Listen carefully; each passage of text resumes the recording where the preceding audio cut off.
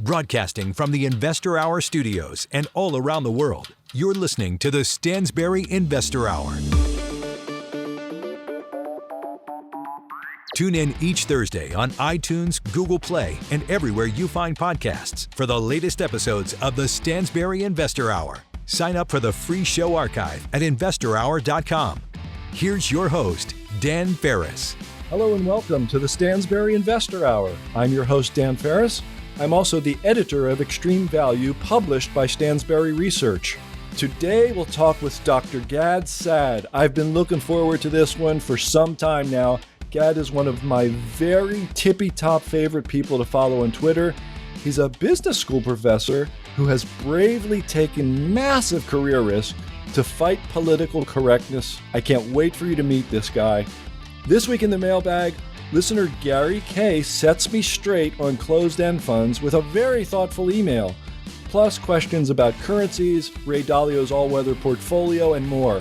In my opening rant this week, I'll give you the first 20% of the October issue of Extreme Value free of charge. It comes out October the 9th, and I'm just going to give you a little taste of it because I think it's a really cool subject that you'll enjoy. That and more right now on the Stansberry Investor Hour. Okay, let's talk about the price of prosperity. That's the topic in Extreme Value this month. And I'm not going to give you the advice. I'm going to give you the first 20%. The other 80% is a lot of detailed analysis and advice for Extreme Value readers. They pay a lot of money, but I thought it would be nice to just give you a little peek under the hood here. And we're going to talk about the price of prosperity. Mature, prosperous nations are like rich old men. Right? When they're young and they're hungry for success and they're poor, they have like not much to lose and everything to prove. And so, they work their hearts out and they take risks and they manage their way to a fortune. Then when they get old and rich, they behave the total opposite way, right? They no longer have anything to prove. They've got everything to lose because they've got a ton of money now, and they tend to avoid risk taking. Think of like maybe Ebenezer Scrooge might be a decent archetype here. So he starts out ambitious and kind of a fairly carefree young man, maybe a little less carefree than his peers, but still, nothing like what he turned into later on. And then he winds up, rich and lonely and old and bitter. You know the story, at least before Jacob Marley and the Three Spirits show up, right? Well, I did an interview earlier this week as part of the Stansberry virtual conference with an economist and author of several books named Todd Buchholz. And Todd's a pretty cool guy. He was like a director of economic policy for George H.W. Bush. He worked for the Tiger Hedge Fund. He's one of the co-producers of the Jersey Boys, insanely successful Broadway musical. Pretty cool guy. And his book is called The Price of Prosperity, and it's about how prosperous nations fail and how to renew them. And the thing is, companies are that way too, aren't they? Companies can get big and bloated. Todd talks about the role of creeping bureaucracy, as one of the things that causes prosperous nations to fail. And so companies are the same way. They get big and bloated and bureaucratic and they stop growing and all the incentives change and nobody's hungry anymore. And before you know it, a market leader can go away, right? Companies like Kodak and Xerox and Polaroid and IBM and others. And so I've been talking about a similar phenomenon since about 2017, right? I pointed this out more than once at all of my Stansberry conference presentations and once or twice in the newsletter, maybe once or twice in the Stansberry Digest, which I contribute most weeks. Not this week or last week, but most weeks. I'll be back next week in the Digest. And I've commented how, for example, like the 5 largest cap stocks back in March of 2000 were General Electric, Cisco, ExxonMobil, Pfizer, and Microsoft. So they're like the rich, prosperous, Mac Daddy, no-brainer, blue chip, guaranteed to work, stocks, right? And they were all the largest, they were the 5 largest market caps, March of 2000. And here we are like 20 years later, and Microsoft has gone on to hit new highs, but the other four have yet to break even with their .com highs, right? Cisco, ExxonMobil, Pfizer, GE is a pale shadow of its former self. ExxonMobil is struggling. I mean, it's just a typical phenomenon. And there's a guy who I've talked about before, Rob Arnott from Research Affiliates, and he's researched this stuff. And he researched what they call top dogs, right? The top dogs are like the biggest market cap companies at any given time. So what he found out basically is that top dogs are not great investments. They tend to not perform real well. Basically, he did a presentation. If you go to the researchaffiliates.com website, you'll find a presentation called "Are Valuations Now Irrelevant?" And one of the things he reported, he said, since 1980, typically only 2 of the top 10 companies remain among the largest companies 10 years later, right? So to me, that sounds like an 80% chance of not being in that group a decade later, right? He also found the largest stocks in the market are often expensive and have historically underperformed after reaching the top 10. You know, so long term, like being among the top market cap companies, I mean, it makes people think they're no-brainer perfect investments. And you should think the opposite. You should be suspicious of holding them for the next 10 years because they're bound to underperform, because the problem is, and this is a typical observation by Howard Marks, who I quote often, you know, the problem is like, the question is, who doesn't know this, right? Who doesn't know that, you know, take your pick, Amazon, Apple, Facebook, Google. Who doesn't know these are great businesses? Who doesn't think they're among the best businesses that have ever existed? I do. I agree. They're among the best businesses. They are some of the, if not the very best cash gushing, market dominating, you know, competitor destroying businesses that have ever existed. And any analyst could look at them and say, oh man, there's so much here to love, right?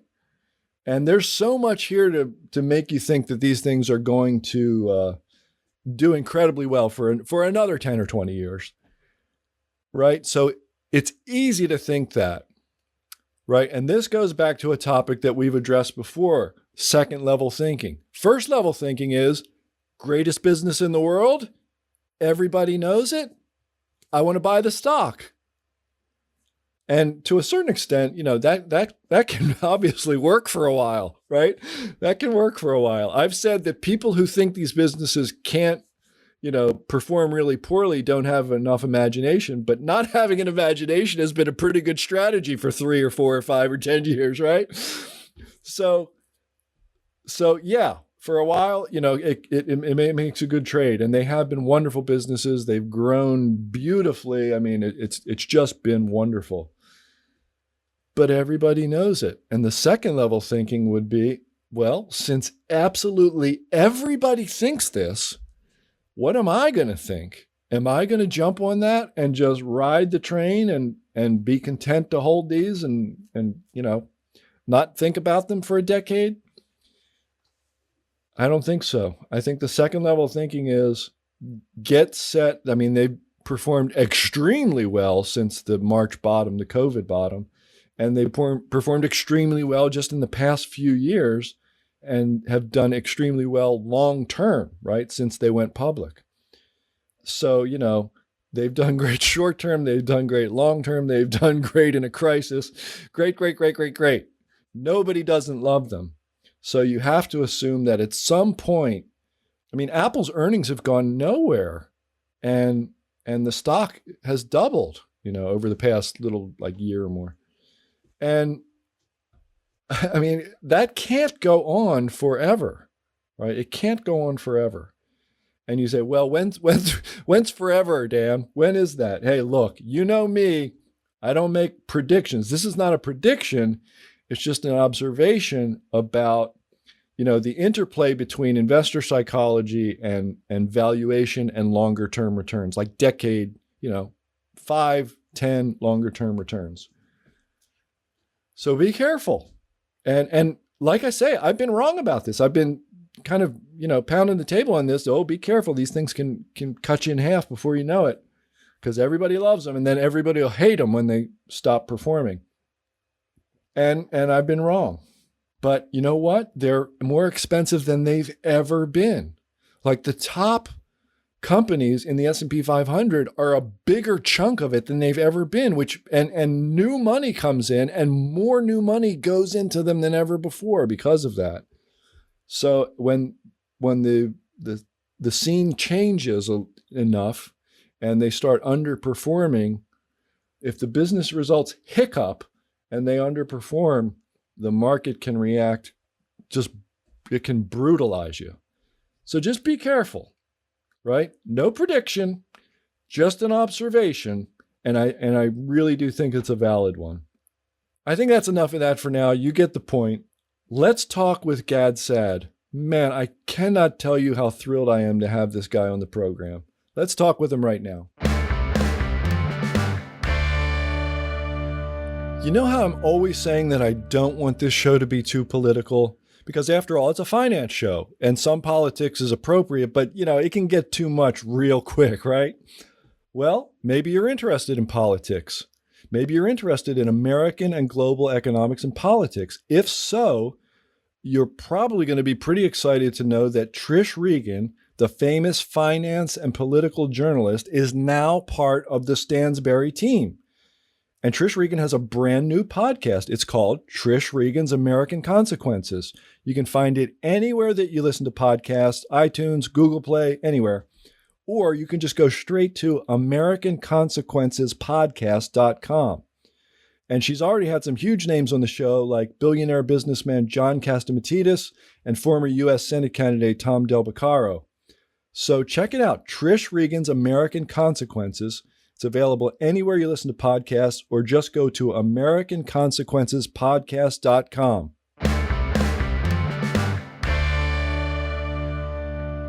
Today's guest is Dr. Gad Saad.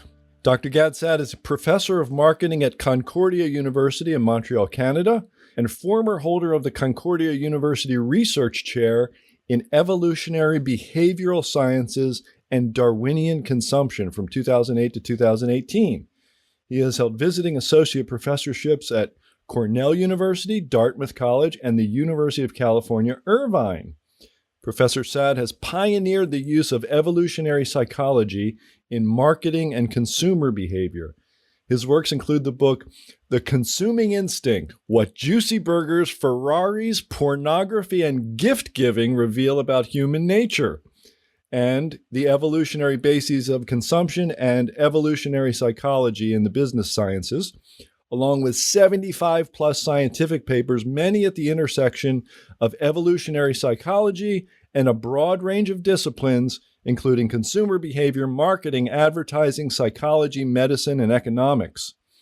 His Psychology Today blog, Homo Consumericus, if I said that right, has garnered 6.4 million total views, and his YouTube channel, The Sad Truth, which I love, has garnered 19.7 million total views. He recently started a podcast titled The Sad Truth with Dr. Saad, available on all leading podcast platforms. Dr. Saad is also a leading public intellectual who often writes and speaks about idea pathogens that are destroying logic, science, reason, and common sense. His fourth book, The Parasitic Mind: How Infectious Ideas Are Killing Common Sense, was released just this week. On October 6, 2020, my copy arrived last night around 7 o'clock. Got it right in front of me. Dr. Saad, welcome to the program. Thank you for being here. Oh, thank you so much for having me. So I love your Twitter feed too, I have to tell you. It is dripping with sarcasm, and I noticed in your book that you addressed that. You said just about the only way to deal with some of this nonsense was through sarcasm. When did you arrive at this? So, as someone who is in the business of studying how to persuade people, how to build arguments, how to market products, services, ideas, I'm aware that you have to use different types of strategies when trying to persuade people. So sometimes I could put on my professorial hat and drown you with evidence. But at other times, I use what I call the power of satire and sarcasm, because I argue that it is akin to the surgeon's scalpel cutting through warm butter, right? It gets to the heart of the lunacy with a few ironic or satirical comments. And so it is one of many tools that I use. But as I've argued in the book, some of our greatest thinkers have been, also some of our greatest satirists. This is why dictators will usually try to get rid of the intellectuals and the satirists first, because they're not afraid of guys with big brains, big muscles. They're afraid with guys with sharp tongues and big brains. As well they ought to be. I didn't get a chance. I just got my copy of the book literally just last night, so I really haven't had a chance to read it. But I have been looking through it, and I noticed, if you don't mind, I'm just going to dip in here and there. I noticed that you address some things that we've talked about on this podcast, one of them being this tendency in modern thinking to frame everything as a dichotomy, as an either-or proposition. And life just doesn't work that way, does it? Right. So I actually coined a term for this type of mindset. I call it epistemological dichotomania. Right. It's a form of mindset hysteria where everything is viewed, with the binary lens. So it's emotion-based thinking or rational-based thinking. It's nature versus nurture and so on. And the reality in many cases, as you correctly said, life is much more complicated. So if we take, for example, nature versus nurture, much of who we are is really an inextricable mix of both factors. It's not nature or nurture. Everything is nature. Even nurture occurs in its forms because of nature. So there I was trying to argue as a lead-in to the chapter on thinking versus feeling. It's not that humans are thinking animals or humans are feeling animals. It's that depending on the situation, we should either activate our affective system or our reasoning system. So for example, if I'm walking down an alley and I see 4 young men loitering around and my heart starts pounding and I start getting afraid, well, in this case, the affective mechanism of fear, elicitation of fear, makes perfect adaptive sense. On the other hand, if I'm trying to choose a presidential candidate, maybe I shouldn't be letting my affective system kick in. Maybe I should be, using my cognitive system to make the proper decision. So that's how I laid the intro to that particular chapter. I see. And one of the part of this trend of idea pathogens, if I understand some of your arguments correctly, is that we've emphasized this affective system. We've emphasized emotion to the degree that even in academic settings where the pursuit of reason and truth is supposed to prevail, we're now worried much more about hurting people's feelings, as though you pay, $100,000 worth of tuition to not have your feelings hurt. Correct? Exactly. So I do a quick analysis of the mottos of universities, and I didn't find a single motto where they're talking about the pursuit of emotional health and protection of hurt feelings. Right? It's always truth, veritas, and and so on and so forth. Now that doesn't mean that it's not important to be nice to people, to be kind to people, to not be unnecessarily impolite and mean-spirited to people. But in the same way, when I go to play a soccer match, I'm not trying to eat a hamburger, right? The different pursuits have different objectives. When you attend a university, it is not for the coddling of your feelings. It's for the growth of your intellectual landscape. And so once you pit these two systems against one another, only bad things can come of it. And so I actually use an argument from operations research. So operations research is the field that tries to maximize and minimize objectives. So for example, there's a classic example in operations research called the traveling salesman problem, which basically goes something like this. Suppose a traveling salesman has to visit 5 cities, and he starts in city A, and he has to visit each city and then return back to A, never going to one city more than twice. How should he go about his trajectory to minimize gas costs, let's say, right? Well, there is a algorithmic approach by which you can optimize that decision. And so many decisions in nature or in business and economics are very much structured as optimization problems. So when we now take this framework to the university, what is the objective function that we're trying to maximize? Is it the pursuit of knowledge? Is it the growth of my intellectual experience? Or is it the minimization of hurt feelings? You can't really have both. I even looked at the mission statement of the university that Christine Blasey Ford, or whatever her name was, the one who came out against Kavanaugh, that he had maybe raped her somewhere, somehow 36 years ago, but she couldn't remember any details. I looked at her university. They actually placed many of the social justice warrior causes ahead of the pursuit of truth. That's grotesque, and it needs to end. So I can't help, I know you address this in the book, but I can't help asking you, now that I have you here, how in the world have you survived as an academic for 2.5 decades when it seems like almost everything you say goes against what I perceive as the attitude of the overwhelming majority of academics? How are you still there? It's my disarming smile and unmitigated charm that gets me by. I see. No, in all seriousness, I think that it's a combination of things. You are exactly right that I can't think of anyone in academia who has come remotely as close as I have in tackling as many of the sacred cows, right? There are many people who became known for tackling, one or two main issues, but there is nothing that I won't go after if I perceive it to be an attack and a murder of truth.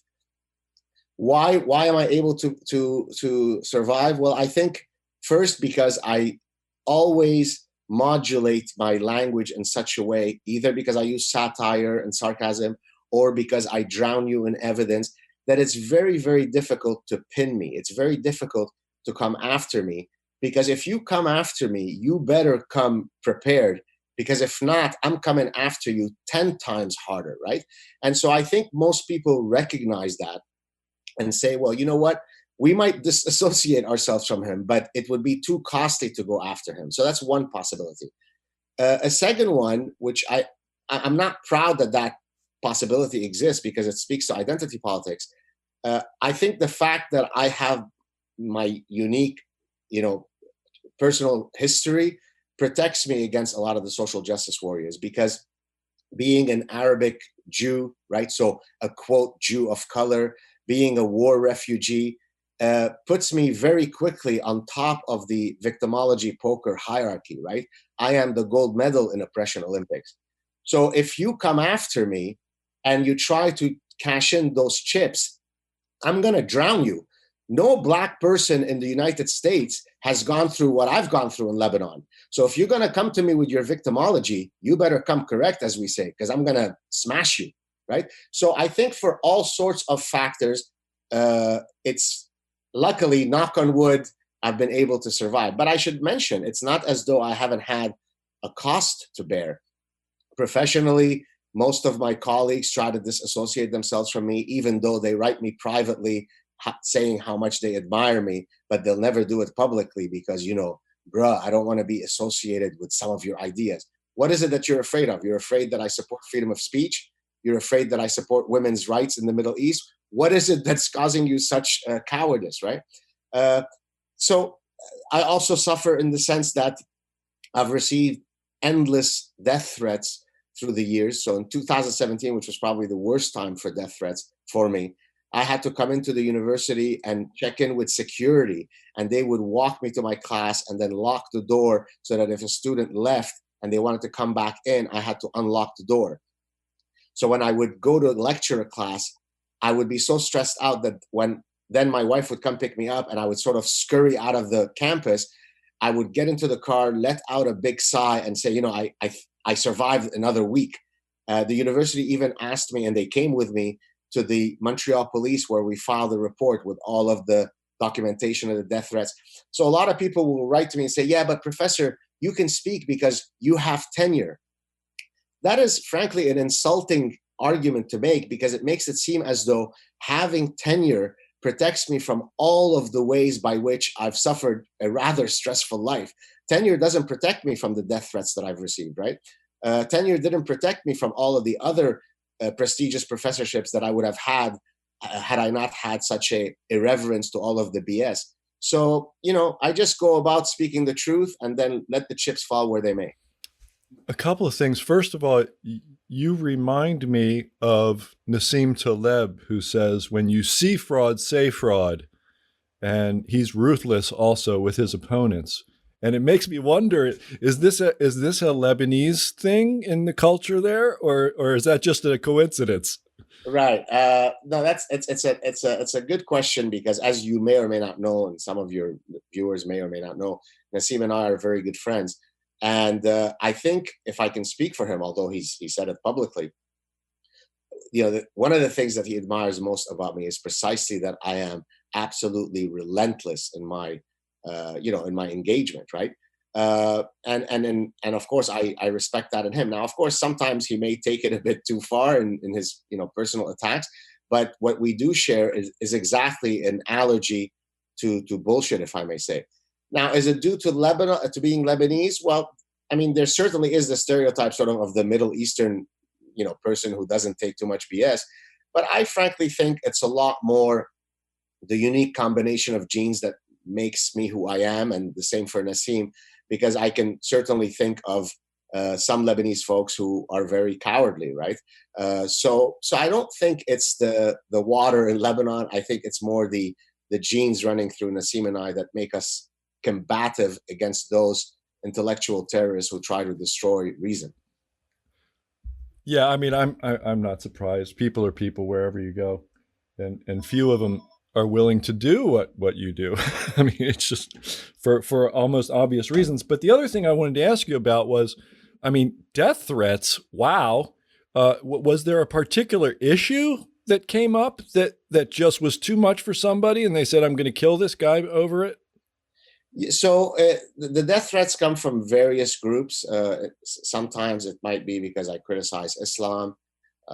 But in that particular context, in the 2017 episode, a lot of the death threats came. Now, I'm not sure, what triggered each of the persons who were levying death threats against me. But from what I seem to recall, there was sort of a cluster of folks who were very upset that this journalist from Canada had been deplatformed at an event that Jordan Peterson and I were going to speak at. So let me step back and give you the background.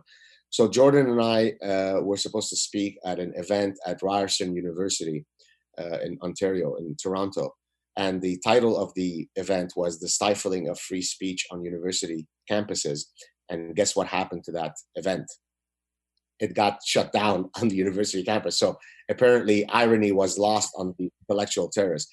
So the organizer of the event, a very courageous woman who was, footing the bill for all this stuff, decided, okay, we will regroup and hold this event at an even bigger venue a few months later. And so the original event was supposed to happen, I think, in August 2017. It ended up taking place in November 2017. Much bigger venue. You should have seen the amount of police presence and bodyguards that we had just to do the event, which makes you think, why are two Canadian professors who are speaking about the importance of freedom of speech requiring so much protection? I mean, it's insane. But in any case, the journalist who was going to also be one of the panelists at the event, because she had been associated with some right-wing folks and so on and so forth, the organizer of the event decided to not invite her for the rescheduling of the event because she thought that she was too toxic. Ultimately, she's the one who was footing the bill for the the event, and she had to pay a lot of security and so on.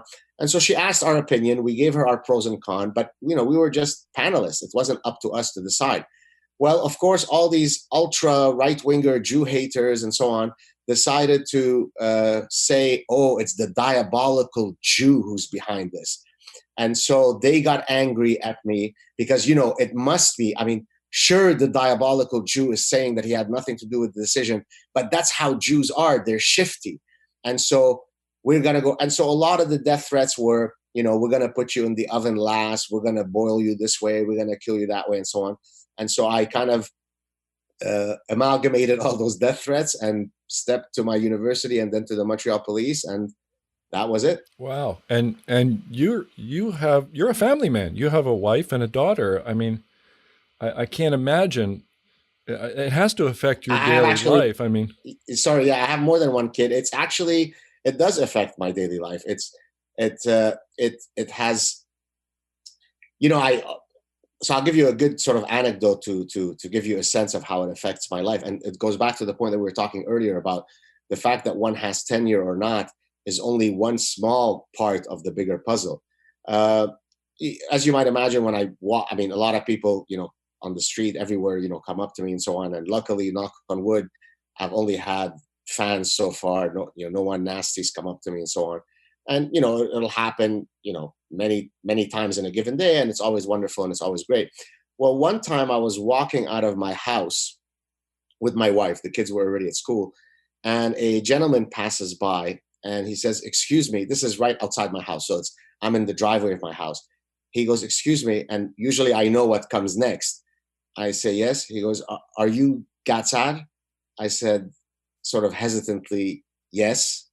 He goes, "Oh, do you mind if I come and shake your hand?"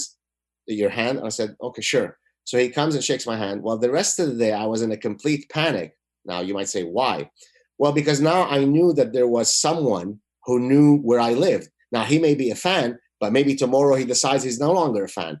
So the mere fact that someone now knew where I lived was a great problem to me. Not so much for me, but precisely for what you said, because I have kids, I have a wife. And so many times when people come up and they want to take a selfie or they want so on, I always say, please don't take photos of my children or my wife. And if you follow me on social media, you'll notice that I never put photos of them, or, very, very rarely do you see them in the background or something, precisely because there are a lot of deranged folks out there. So it's a problem. It's a lot of stress. Wow, I had no idea. I'd like to move on to a particular thought here. I noticed in the preface of the book, you address the fact, and I've noticed this on the Twitter feed too, you are just particularly focused on the particular brand of nonsense which is issued from the political left, much more so than anything issued from the political right. And you address that in the book, and you make it clear that those are the ideas that you think are the big threat. And it makes perfect sense. You say it would be akin to asking a gynecologic oncologist who specializes in cervical cancer why he maintains a strict focus on women. So that makes sense to me. But Gad, I personally have this idea that right and left, I kind of think they at times are equally kind of crazy. And I feel like the real problem is a kind of what I call top-downness. We have all of this rather academic, and academics wind up disproportionately in government, I feel, view of life where they can just kind of come up with an idea out of nowhere that is not tested by experience, not falsifiable, as you discuss in the book, and foist it upon all the rest of us, usually by seizing power through government or, by seizing power in academia, frankly. And I feel like that top-downness, it's just an insidious fact of modern life. And so that's why I personally, when people talk about the right or the left, I understand what your point, but to me, the whole thing, I'm suspicious of either one. It's like they're saying, I belong to this side or that side. It's that dichotomy thing we talked about earlier. Does that make sense? Yeah. So a couple of things to unpack there. It is absolutely the case that you don't have to be, a member of one political tribe to be parasitized by these idea pathogens and to fall prey to bad ideas. And so let me give you a specific example. When it comes to the rejection of evolution, typically we associate that more with the right. So you can think of the sort of the stereotype of the Republican senator from the South who thinks that Darwinian theory is a atheist hoax, right? But by the same token, while the right might reject evolution, or some members of the right might reject evolution, it is folks on the left who reject evolutionary psychology. So the application of evolution to the study of the human mind, the rejection of that endeavor is largely due to leftist imbeciles. Okay, so it is absolutely true that anyone can be parasitized by these bad ideas. This is why I think, if I may be so bold as to say, my book is important, because it actually demonstrates that the vaccination against these bad ideas is something that everybody should engage in, not just left or right. But as you correctly said at the start of your question, it is incontrovertible that the idea pathogens that I discuss in the book are all of them stemming from leftist professors.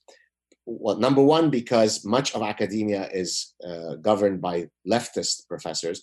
Depending on the discipline that you're in, you could have literally 100% of the professors in a discipline being Democrats and not Republicans. That's not a healthy thing. But I would argue that the types of nonsense that the right and left espouse, the attacks on truth, are not equivalent in how poisonous they are. Let me explain why. The right might reject a particular theory, whereas that we know is true, a scientific theory. Say we reject evolution because whatever our Christian beliefs. But on the other hand, the left has completely rejected the possibility that truth even exists. So one of the idea pathogens that I discuss in the book, the granddaddy of all idea pathogens, is postmodernism. Postmodernism is the, quote, philosophical movement that argues that there are no objective truths, right? Everything is shackled by subjectivity. Everything is shackled by our personal biases. There is no such thing as a truth. Well, as you might imagine, that's very disconcerting to a scientist, because we do wake up every morning thinking that there are truths to be uncovered. We do use the scientific method thinking that we're going to make some contribution to some greater truth. Now, of course, truth can change, right? What was true in science 300 years ago may need updating. That's why we talk about provisional truths in science.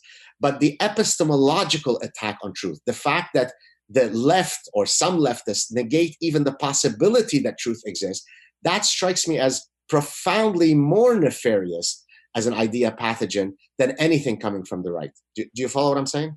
Yeah. When you discuss epistemology in that way, it reminds me of things that Ayn Rand used to write about that same topic. Right. And let me just add to the point about the epistemology of truth. The scientific method is the only game in town. The scientific method is exactly what frees us from the shackles of our personal identities. There is no Lebanese Jewish way of knowing. There is no indigenous way of knowing. There is no fat person way of knowing. There is no transgender way of knowing. All of those identities are left at the door when you enter the arena of the scientific method. That's what makes the epistemology of the scientific method so great and so liberating.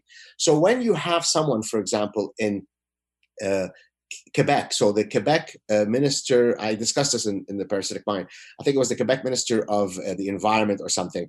They were having a conversation about doing environmental studies before you do something. And he said, well, what do you mean? Isn't the scientific method the only way by which we're going to adjudicate these decisions? And he was considered a vile racist. I mean, you couldn't tell that he wasn't Hitler, because he was arguing that we shouldn't be going to indigenous way of knowing. There's only the scientific method. Now, let me explain. If the indigenous people have been living in a particular land for 10,000 years, then of course they have fauna-specific and flora-specific knowledge because they have lived in that land. So we can go to the indigenous folks and say, since you have lived in this ecosystem, please teach us about the fauna and flora of the land. But the process by which we uncover truths within that ecosystem is the scientific method. There is no booga booga. There is no ancestral praying to the ancient gods as an alternative to the scientific method. So once you start allowing for multiple ways of knowing, you're an intellectual terrorist. And all this nonsense is coming from leftist imbecilic professors. If only I was a bit more direct in my language. I feel like I'm too shy, no? You are. But what do you really mean, Gad? Come on. Yeah, Just don't beat around exactly. the bush. I need to be a bit less cryptic. I know. I need to find a way to come out of my shell and be a bit less cryptic. I'm working on it. I'm working.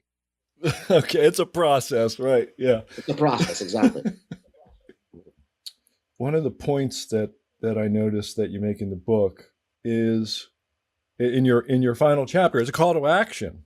And you really believe that there, oddly enough, you believe that the world needs more people like you, and I wouldn't disagree with that. But I'm not let's just take me or anybody, but we'll pick on me. Like I'm not a professor of evolutionary science, and what on earth do I know? Who's going to listen to me talk about reason and truth? Right, I got you. That's a concern that I often receive from people. Right, they write to me, "Hey, professor, I really want to get engaged, but like you said, I'm not some fancy professor. I don't have a large audience. And I tell them, look, it's trench warfare, right? It's house to house. It's trench to trench. Some of us have big platforms. Great, we use that, but you don't have to have a big platform to contribute to the battle of ideas. Your professor says something that is insane, challenge them politely. Someone says something on Facebook that you disagree with, engage them politely. You hear something happening at the pub that you think you might weigh in on, don't refrain from doing so. And usually there's a couple of reasons why people refrain from doing so. Well, if I weigh in, I might lose their friendship. Well, guess what? If their friendship is not sufficiently anti-fragile, to use my friend's Nassim Taleb's point, if our friendship is not sufficiently anti-fragile that it could withstand the stressors of us disagreeing about some important point, then you know what? Don't let the door hit your ass on the way out. I don't need friends like that. I prefer to have two really good friends that I can have deep, meaningful conversations with than a bunch of, cowardly, castrated morons who are going to be completely triggered because I say something that is contrary to them, right? So in other words, any of the concerns that people propose to justify why they don't speak is ultimately, and I'm sorry to say, a measure of their cowardice. So people write to me and say, but professor, nobody can go after you because, you're too big at this point. Nobody's going to risk, coming after you. But in my case, I'm going to lose my job. My girlfriend's going to leave me, my friend, whatever, all kinds of reasons. And then I tell them, hey, the guys who were 18 years old who landed on Normandy beaches, knowing that they had an unbelievably high chance of being squashed like little mosquitoes by the German machine guns, did they seek safe guarantee before they did it? You and I are talking today on this podcast because those guys said, yeah, sign me up. I'll go and land on Normandy. And usually that kind of wakes them out of their cowardly stupor because it then contextualizes their fears. Look, I grew up in Lebanon where at any second, I didn't know if I was going to be executed, blown away, shot by a sniper, stopped at a roadblock and executed. That was my childhood reality until we escaped. So boo-hoo-hoo about you're going to lose a friend or your boss might be upset at you. We all have a cross to bear. And the question is, look, don't be an unnecessary martyr, but don't also subcontract your voice to others. Don't say, don't worry, Gad Saad has this on my behalf. If everybody were to speak out against these idea pathogens, we will win the battle of ideas very quickly. If everybody stays silent, cowed in their apathy, then we will lose this battle. It's really as simple as that. That's why I tell people, activate your inner honey badger. The reason why I use the honey badger, in my call to action is because for any of your viewers who are unaware of this, a honey badger the size of a small dog is so ferocious that if 6 adult lions come after it, they retreat. How could that be possible? How could 6 lions retreat from a small looking dog? Well, because it is extraordinarily fierce. And so what I tell people is be a honey badger when it comes to defending your principles. If your principles are rooted in clear, well-reasoned arguments, then become a honey badger. It's as simple as that. And maybe, Gad, in the next edition of the book, which I'm sure is going to be wildly successful, maybe in the next edition we just put a little section about handling death threats, maybe just for the call to action. That sounds like a good idea. Yeah, I probably shouldn't make light of that. I don't mean to. I know that you've suffered quite a bit with that, but I couldn't help myself. No, don't worry about it. But by the way, I should just mention, just to kind of leave that story on a happy note. It has been several years since I last received a death threat, so it's certainly been a lot less stressful recently. Although I often joke, although I'm sort of somewhat not joking, the scariest folks in terms of those who've come after me is what I call the tofu brigade or the tofu Taliban. These are the folks who get unbelievably angry when I post a photo signaling my love for animals, but then on some other day, I post a photo where I'm not only eating celery and tofu. And because of that, quote, moral inconsistency, I'm a Nazi, I'm a fraud, I'm Hitler, I'm an imbecile, we should put you in a cage the way we put, and of course, I'm not making light of the fact that animal farming, the way they treat animals is grotesque, it is vile. But I also say that it is simply evolutionarily implausible to seek the objective of having all humans reject animal protein from their diet. So there is a way by which we could greatly increase our moral treatment of animals. And I truly do believe in an evolutionary sense that they are our animal cousins. But we don't have to only eat celery and tofu. And so I jokingly say that even scarier than the Islamists who come after me are the tofu brigade, but I'm almost not joking because they can be pretty nasty, let me tell you. Oh yeah. Yeah. You're telling me, I remember stories. I mean, these are similar to the folks who, they wanted to protect various species and they'd go to the fashion, runways and throw blood on people when they were wearing fur and all that kind of stuff. They're vicious. Exactly. Yeah. And by the way, and just that speaks to what we mentioned earlier, right? When you asked me about, how, why do I use satire? And I said, look, there are different persuasion strategies that I take out of my toolbox depending on the context. Well, one of the things that I've tried to argue with the vegans who were, sane enough to kind of interact with me without being hysterical is that the reality is I'm on your side. I seek the same goal as you, which is to try to greatly reduce animal cruelty and animal suffering because we truly treat them as these commodified, non-sentient beings. It's grotesque. What I'm arguing to them is your message is not well structured. As someone who studies psychology of persuasion, you're not going to convince people the way that you're doing it. Modulate your message better, and hopefully you can have greater success. Yeah, that makes sense. I want to go back to something though. We were talking about engaging your reason versus engaging your emotions. And I had a question about that. When you say, it sounds like you're telling me it's my choice. I have to know when it's appropriate to engage my reason, when it's appropriate to engage my emotions, and I have to manage the interaction between them as well. Does that mean, Gad, that when I get my feelings hurt, it's kind of my fault? Am I taking that too far? Well, no. I mean, listen, if I say something to you that is hurtful to your ego now, right, then the blame is on me, right? I could have walked away from insulting you, and so no. It's not always the case that just because someone has hurt your feelings, you should internalize it as being due to you. But by the way, this speaks to a really important distinction that I talk about in the book, the difference between the ontological ethics and consequentialist ethics. So Deontological ethics would be an absolute truth. So, for example, it is never correct to lie. That's an absolutist statement. It is a deontological statement. A consequentialist statement would be, well, it depends when you should lie. If you lie to protect the feelings of someone because, it wouldn't have made sense to tell the truth and hurt their feelings, well, then maybe the consequences are okay for me to lie.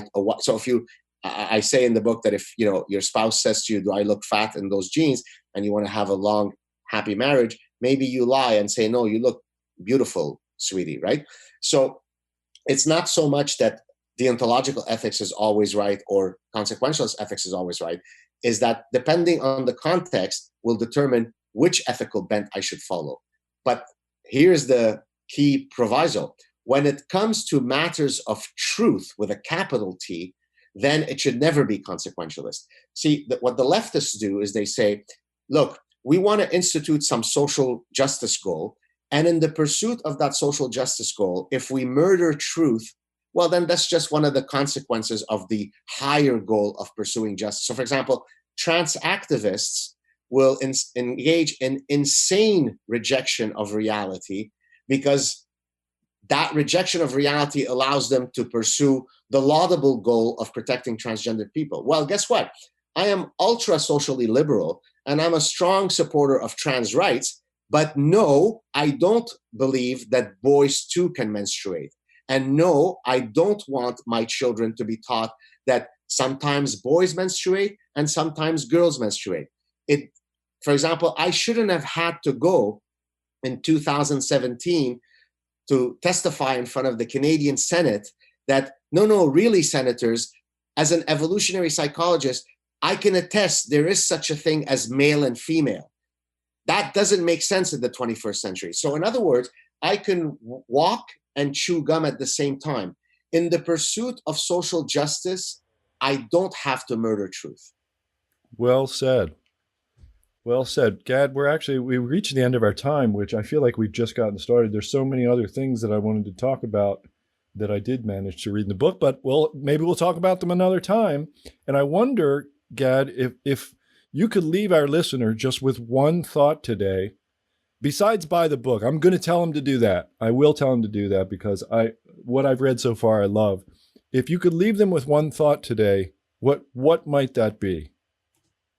So I would say that what made the West the anomalous, wonderful experiment that it was, and I am almost speaking in the past tense, is that it had a set of values, a set of approaches to adjudicating truth, to glorifying individual dignity, to rejecting identity politics, to supporting freedom of speech. It had a set of values that served as a protective belt that rendered the West to be the truly anomalous and unique human experience. And the reason why I say anomalous is because throughout human history, the freedoms that are enshrined in the West, the enlightenment that is enshrined in the West is not something that is a common feature in human history. It's truly an anomalous reality. And as someone who comes from the Middle East, as someone who has escaped identity politics when taken to the extreme, who has escaped superstition, who has escaped, vile hatred of the other. In this case, I was the other. It breaks my heart to see that we are now regressing. Ideas that we defeated through the scientific revolution and through the Enlightenment are now the ideas that one of the two political parties in the US and certainly in Canada is the central feature of their platforms. And so what I would ask people is think carefully before you cast your votes. I'm not telling you how to vote, but don't vote for a party because, by the way, you don't know how many people will say, well, I vote liberal in Canada, that is. Well, because I'm a liberal person. Well, I mean, are you really that naturally lobotomized? That's how you vote? Well, I'm not a conservative person. Therefore, I don't support the conservative party. But most people are intellectually lazy. That's the type of, quote, thinking that they use in arriving at decisions. So take your time, get to know the positions, arm yourself with knowledge, and then hopefully make the right decisions to hopefully protect the West for your children and theirs. Excellent. Thank you for that. And I really, truly mean this. I really hope you will come back and talk with us sometime again. Thank you very much. It was a real pleasure talking to you. Well, I have to tell you, that was really exciting and interesting for me because I do really think, Gad Saad, Nassim Taleb, and I've talked about Jordan Peterson too. I think they're like three of the greatest intellectuals of our time, and are in some ways all of a piece, but you know, they all have their own ideas. And I'm just thrilled that I got one of these three guys on the program, and I hope you are too. And I'm sure with all that talk about the left and the right that we're going to get plenty of emails. So, you know, let them fly. Feedback@investorhour.com. You know, tell us what's on your mind, right? And investing or whatever is on your mind, I always say. All right. Speaking of which, let's go check the mailbag right now. Hey guys, I want to tell you about a setup in the stock market that I think could grow huge wealth for you, like for decades to come, maybe for the rest of your life. I've seen it happen 3 times since 1991. Every time it's been a huge opportunity that made people tons of money. And, you know, as you know, I'm a value investor. Okay, so it's a value type opportunity. And I found this one stock that I think is really the best way to take advantage of it. It's a fantastic business. I bet you've never heard of it. It's a fairly big company, but I bet you never heard of it. And I think it could make you literally as much as like 16 times your money if I'm right about this, and pretty close to that, even if I'm not completely right. I made a whole video about it. And I shared the story about how I grew my own wealth using this exact same opportunity. And parts of the story are very personal and a bit embarrassing. And it made me a little uncomfortable to put it on video for the whole world to see, but it's there. And you can see it if you go to www.investorhourvalue.com. Once again, that's www.investorhourvalue.com. Check it out.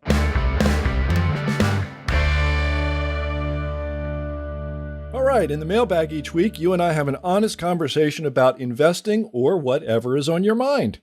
Just send your questions, comments, and politely worded criticisms, please, to feedback@investorhour.com. I read every word of every email you send me, and I respond to as many as possible. This week, we got some good stuff. First one is from Jim M. And he says, "Dear Mr. Ferris, I continue to be amazed at the interesting and very informative guests that you interview. Keep up the good work. I also like your rants very much." Thank you, Jim. He continues, "Recently, some Stansberry editors have suggested buying emerging markets ETFs to diversify out of the US dollar. One of my portfolios is hugely overweight in mining stocks. That includes many junior gold, silver mining companies. The majority, though not all, are headquartered in Canada. In my US brokerage, I hold these stocks either as ADRs or dual listed on US exchanges, or they are traded on over-the-counter markets. My question is, since all of these foreign-based companies held in my account are traded in US dollars, does it qualify as diversification into a foreign currency? Would I be advised to reopen my old Canadian accounts and transfer them back to Canada? Sincerely yours, Jim M." Okay, so I can't give you individual advice, but I took the question because here's what I've noticed, and I'm just going to leave it at this because, like I said, I can't get into too much individual advice. What I've noticed is that they trade differently in different currencies, right? People will take my advice and buy a Canadian listed or a Canadian based company, but they'll buy it over the counter in the United States. And they'll say, hey, this thing doesn't perform very well, even though the Canadian thing, you know, performs kind of decently or whatever. And they'll notice that they perform differently. And they do perform, you know, the currency is a piece of that puzzle. So the US listed share is going to be, you know, tend to be weaker when the dollar is stronger. The Canadian share is going to tend to be weaker when the Canadian dollar is stronger, and vice versa, right? In both cases. So I have noticed that. And Jim, I'm going to have to leave it there because I don't want to say too much that could be misconstrued as individual advice. That is what I've noticed as I've tracked Canadian-based companies listed in the U.S. in the pages of Extreme Value. Thanks for the question. Very good question. April writes in. April's written in a couple times. Nice to hear from her again. She says, have a question. What do you think about Ray Dalio's all-weather portfolio? This is Ray Dalio at Bridgewater Associates, biggest hedge fund in the world. April continues. The portfolio is allocated as 30% stocks, 15% intermediate U.S. bonds, 40% long-term U.S. bonds, 7.5% gold, and 7.5% commodities. Do you think this is too aggressive or conservative? Does this sound like something that would be a good allocation at this time? Sorry, you may not be able to answer in detail, but does this sound like a reasonable allocation? Keep safe and well, April. I can answer because this is all about Ray Dalio, and whatever you do with it is whatever you do. So I will talk about what Ray Dalio is doing. And to me, what I see when I look at this is, you said 30% stocks, 15% intermediate U.S. bonds, 40% long-term bonds. That sounds like 85% stocks and bonds to me, and then 15% gold and commodities, split evenly between the two. I mean, he's making an assumption here when he calls this all weather. He's assuming that the bond part of the portfolio is going to protect you maybe when the stocks aren't doing so well. And, historically speaking, if you go back farther than the last 20 or so years, and Chris Cole at Artemis Capital has done this work, by the way, you notice that stocks and bonds actually, they correlate positively a lot of the time. When they correlate negatively, that means like when one goes up, the other goes down, vice versa. So, the bonds protect you. They go up when the stocks go down, they protect you, right? So that's why you can call this all weather. But I don't take it for granted that this is going to continue. And I don't take it for granted that stocks and bonds are going to correlate negatively. I think they could easily correlate positively, especially during a time when, I believe the Federal Reserve they're exercising their last resort, which is debasement of the currency to fix the, financial ills that they perceive. I'm not crazy about that portfolio. I'm not crazy about that allocation. I'll leave it there. Good question. Aiken C. writes in and he says, Dan, love your Investor Hour podcast. They've been particularly insightful recently. Well, thank you, Aiken. I also want to thank you for extreme value. There is wealth and a wealth of knowledge there. There is one recommendation that confuses me, however, Altius Minerals, which we had Brian Dalton, CEO and co-founder of Altius Minerals, on the program a while ago. And Aiken continues, he says, great business model, et cetera, et cetera. There's reason to believe it is not firing on all cylinders, 10 years of up and down price movement going nowhere. My due diligence caught me by surprise when in an interview, the CEO speculated taking Altius private. I sold immediately, bought back on March 23rd at the 10-year low thereabouts and have since earned an 85% return. I bested the 10-year average by 10 times over the last few months. I want to get back in. It's drifting lower again. I want it to be a buy and hold, but I don't know. Do you still believe in Altius? Again, Aiken, I can't give you advice here, but I want to address this idea that he speculated taking the company private. People talk about this stuff all the time, and it doesn't mean they're going to do it. They've talked about taking the company private. He's talked in public about maybe listing it on a U.S. exchange. I mean, if you're going to take it private, you don't bother going through the hassle of listing on a U.S. exchange. So, I don't know where they are with that right now, because, I assume one or the other of those things will be public information at some point. But, to answer your question, all I can tell you is that the stock is still in the extreme value model portfolio. It's still rated a buy. Good question. Thank you. I get a lot of questions like that about Altius. Kristen M. writes in, and thank you, Kristen, for a very long, thoughtful email. I read every word of it, but I can't include every word of it in the podcast for time reasons.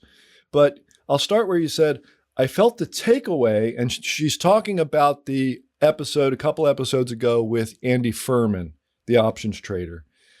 And she said, I felt the takeaway from the investment hour was leaning a little on the don't touch options, they're too confusing and risky side. I also trade options around your recommendations and others within the Stansberry family. And then she talks about some of the things she does. And then she says, I apologize if this sounds like a kudos to Doc letter, meaning Doc Eifrig, because he makes a lot of really good options trades. I have and continues, she continues, I have and continue to use your recommendations to trade options around with great success. Then she talks about some extreme value stocks where she's trading options and doing well. P.S. I always enjoy your commentary at the beginning and end of the show. Getting fired up is a good thing. Keeps us alive and thinking about what we know and don't know. With admiration and gratitude, Kristen M. Thank you very much, Kristen. I appreciate it. I just want to address the Doc thing. Look, a kudos to Doc letter is okay with me because Doc is brilliant and he gives great advice. So fire it up and write in about Doc all you want. We'll get him back on the program soon, I promise, because we love talking to him. He's got a lot of good stuff to say. Finally, we get to Gary K. And I have to thank you, Gary, because you corrected me, and quite rightly so. And you did it in a very thoughtful and thorough manner, which I appreciated. And you gave me a chance to brag about one of the things that I hope people love about the show, which is when I'm wrong, I don't hide it. I come back and let you know.